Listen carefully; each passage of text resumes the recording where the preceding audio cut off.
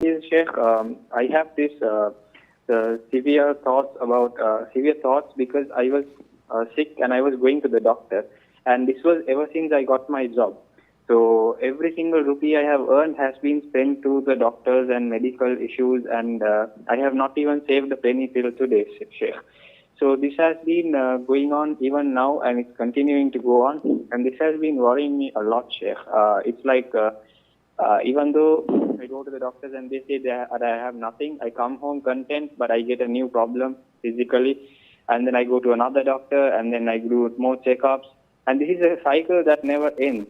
And this is at a point I think that I'm going to put my trust in Allah and never go to the doctors again.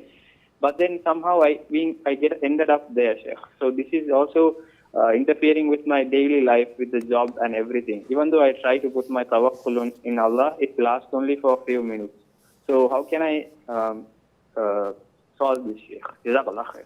Well, Jazak, this takes a lot of time, and I advise you to come and book a counseling session with me, inshallah, if you did not take a free session before.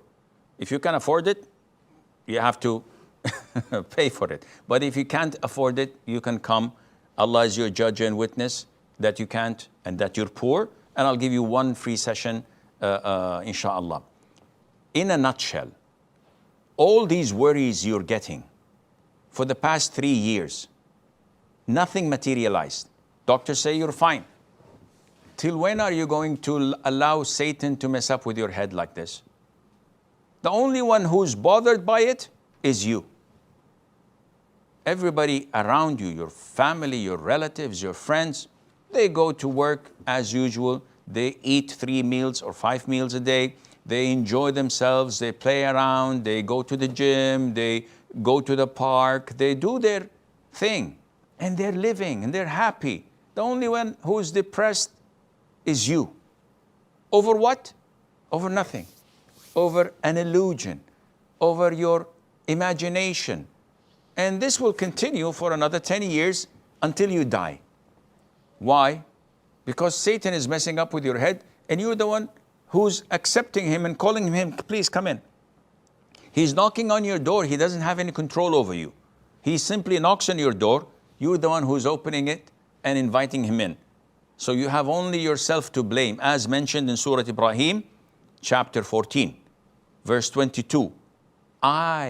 Satan says, I had no control over you except to call you, and you responded and answered me. So don't blame me, rather blame yourself.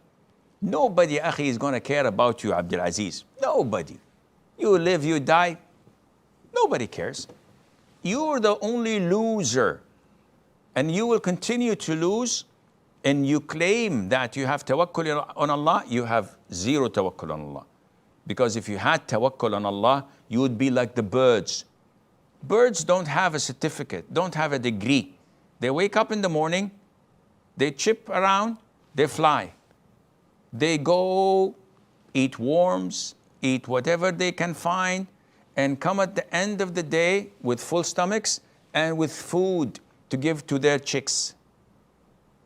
They have full tawakkul on Allah, and that's why Allah gives them rizq and provision and takes care of them. So if you have full tawakkul on Allah, you would never have a problem with the grace of Allah.